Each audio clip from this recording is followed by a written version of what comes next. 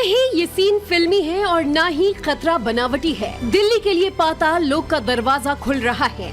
दिल्ली धीरे धीरे धंस रही है। देश की राजधानी जमीन में समा रही है। नेचर मैगजीन में छपी एक रिपोर्ट में जो खुलासा हुआ है, उसके बाद तो दिल वालों की दिल्ली का दिल ही बैठा जा रहा है। दिल्ली को लेकर ये report California university, Virginia Tech और कनाडा की संयुक्त राष्ट्र यूनिवर्सिटी ने तैयार किया है, जिसमें कहा गया है कि दिल्ली में जमीन धंसने यानी कि लैंड सब्सिडेंस की दर खतरनाक स्तर तक बढ़ गई है। भारत की राजधानी 51 मिलीमीटर प्रति वर्ष की दर से जमीन में समा रही है। दिल्ली में जमीन धंसने से 2264 गगनचुंबी इमारतें हाई स्ट्रक्चरल रिस्क पे हैं।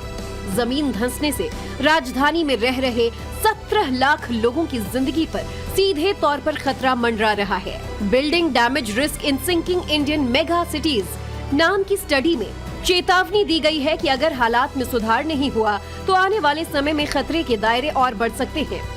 साफ है, जो हमने अभी तक किस्से कहानियों में सुना, सुपर हीरोज वाली फिक्शन फिल्मों में देखा कि कैसे धरती खत्म हो जाएगी, शहर के शहर जमीन में समा जाएंगे, धरती पर जलजला आएगा, ठीक वही हाल दिल्ली का होने वाला है।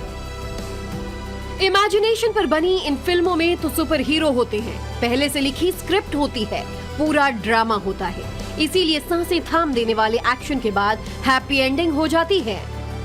लेकिन दिल्ली के पाताल लोक में समा जाने की जो स्क्रिप्ट तैयार हो रही है, स्टडी में जो खतरा बताया जा रहा है, उसमें न तो कोई सुपर हीरो है और न ही उसकी कोई हैप्पी एंडिंग नजर आ रही है।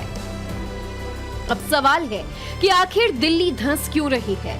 राजधानी की हजारों बिल्डिंगों पर खतरा क्यों मंडरा रहा है? और धंसती हुई दिल्ली को बचाने के लिए क्या प्लान तैयार किया गया है?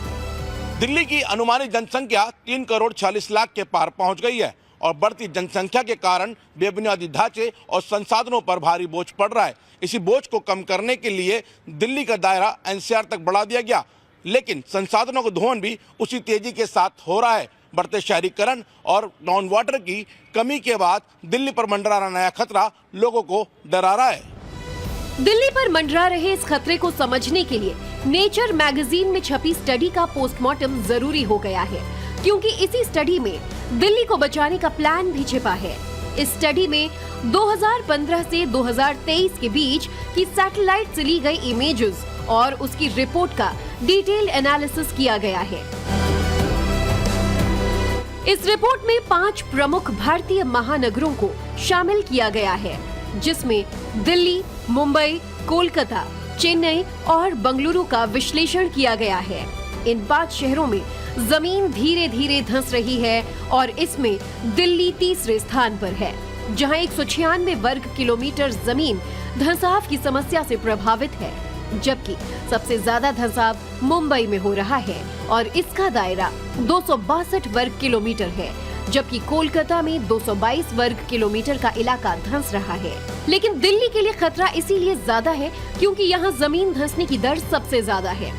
रिपोर्ट में बताया गया है कि अगले 30 साल में दिल्ली में लगभग 3169 इमारतें खतरे की जद में होंगी और अगर इंतजाम नहीं किए गए तो 50 साल बाद ये संख्या बढ़कर 11,457 इमारतों तक पहुंच सकती है। जमीन धंसने से होने वाले साइड इफेक्ट का खतरा भी सबसे ज्यादा दिल्ली में है, क्योंकि दिल्ली में लगातार भूकंप का खतरा बना रहता है। भूकंप के लिहाज से दिल्ली उच्च जोखिम वाले सिस्मिक जोन 5 में आता है, जहां मध्यम से तीव्र भूकंप आने की संभावना बनी रहती है। हिमाचल बेल्ट और फॉल्ट लाइनों के करीब होने के कारण ये जोखिम और बढ़ जाता है। दिल्ली के लोगों का मानना है कि मनमाने ढंग से हो रहा कंस्ट्रक्शन और बेलगाम रफ्तार से बढ़ रही आबादी की वजह से दिल्ली गर्त में जा रही है। दिल्ली के धंसने की सबसे बड़ी वजह क्या है, वो भी बताएंगे, लेकिन पहले दिल्ली के दिल से निकल रही आवाज सुनिए। इसको कंट्रोल करना चाहिए कि खुदाई बंद करनी चाहिए जमीन की। जमीन में इतनी ताकत नहीं कि और झेल सके। इसके जो कंस्ट्रक्शन रोड नए नए हो रहे हैं, इनको रोक लगानी चाहिए थोड़ी बहुत, ताकि जमीन को इतना बोझ ना पड़े। 25-50 मंजिल की दीवार मंजिलें बना रही है, वो कहाँ जा रही है, इसका वजन कहाँ जा रहा है? जिस जमुना पार्क जिस एरिया में रहते हैं, वहाँ की जमीन शुरू से ही कही गई है कि दलदली है, कहीं ना कहीं अब भूकंप आता है तो अपनी जमीन सबसे पहले हिलती है। यहाँ सामने रेलवे की वो जा रही है, रेल जा रही होती है तो यहाँ दिक्कत लगती है। जब नींवें खुदती हैं, आज मकान का नींवें खुदते हैं तो वहाँ पानी होता है, तो ये डर हमें सताता है। बिल्डिंग पे बिल्डिंग बनाए जा रहे, कोई यहाँ पर सुनने वाला नहीं है, क्योंकि जहाँ 10 आदमी रहते हैं वहाँ 1000 आदमी रह रहा है। सबसे पहले सीवर लाइन की, फिर पानी की, हर चीज की व्यवस्था अस्त व्यस्त हो रखी है।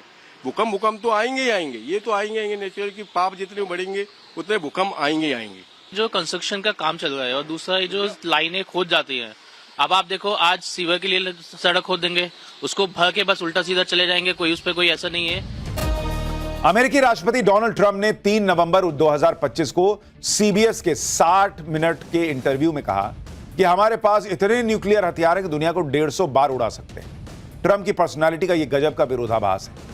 भाई एक तरफ खुद को शांति का मसीहा बताते हैं, नोबेल शांति पुरस्कार की दावेदारी करते हैं, दूसरी तरफ पूरी दुनिया को तबाह करने की अमेरिका की परमाणु क्षमता की नुमाइश करते हैं। और बात इतनी भर नहीं है, अगर दुनिया में न्यूक्लियर बम के टेस्टिंग की होड़ मची तो इसका असर पहले से मुश्किल दौर से गुजर रही दुनिया की शांति और अर्थव्यवस्था दोनों पर पड़ेगा।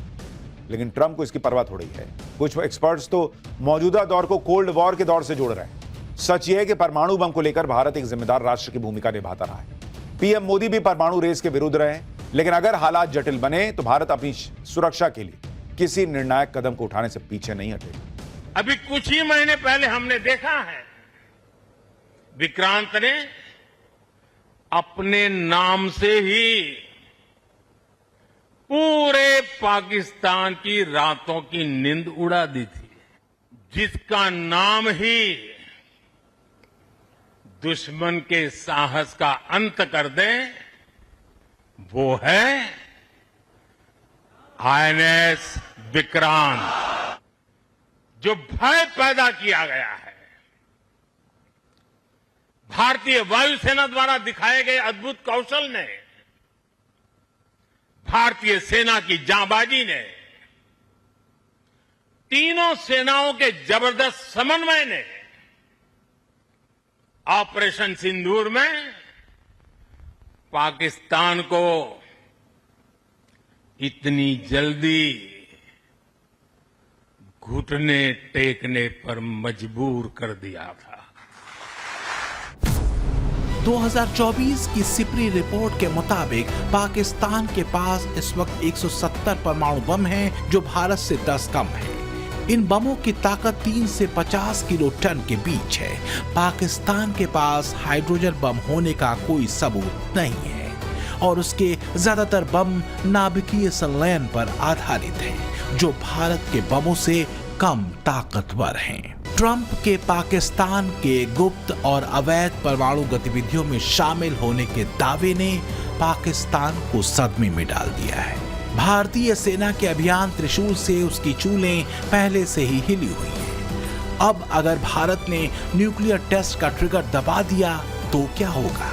लिहाजा अब पाकिस्तान सफाई देने में जुटा है कि पाकिस्तान का आखिरी परमाणु परीक्षण 1998 में हुआ था और उसके बाद कोई नया टेस्ट नहीं किया गया। मुल्ला मुनीर से लेकर उसके शागिर्द शहबाज तक जानते हैं कि पीएम मोदी ने अगर मौके पर चौका जड़ दिया तो पाकिस्तान के लिए गरीबी में आटा गीला वाली न हो जाए। Bureau report, times now, Navbharat. पाठशाला की वीकेंड वाली क्लास में अब अगला चैप्टर। ये वो चैप्टर है जिससे जुड़े टॉपिक को मैं आपको वीकेंड में अक्सर दिखाता हूं और इसे देखकर दुश्मन देशों का कलेजा दहल जाता है। कहा जाता है कि अब वही देश युद्ध जीत सकता है जो समंदर का सिकंदर होगा। इस दिशा में भारत बहुत तेजी से पांव पसार रहा है। आप ये जानकर गर्व महसूस करेंगे कि इंडियन नेवी हर 40 दिन में भारत एक वॉरशिप लॉन्च कर रहा है। एक साथ 52 वॉरशिप बनाए जा रहे हैं और एक युद्धपोत की चर्चा तो पाकिस्तान तक हो रही है। ब्लू बैटल ग्राउंड में हिंदुस्तान के इस नए चैप्टर में क्या क्या एक्स फैक्टर हैं, ये आज आपको जरूर देखना चाहिए। जोश, जज्बा और दुश्मन को खाक में मिलाने की जिद, जिसकी गरज से समंदर थर्राता है, जिसके सामने आसमान झुक जाता है, जिसके सामने हर चैलेंज बौना है, वो भारतीय नौसेना है। करीब 1.5 लाख नौसैनिक, कुल 150 से ज्यादा युद्धपोत, 13 डिस्ट्रॉयर, 14 फ्रिगेट्स, 18 सबमरीन और 18 कॉर्वेट्स युद्धपोत हैं। इंडियन नेवी की ये वो ताकत है जिसके जिक्र भर से पाकिस्तान से लेकर जिन्ना के मुल्क के माई बाप चीन का हलक सूख जाता है। For more of such videos, do like, share and subscribe to ET Now Swadesh.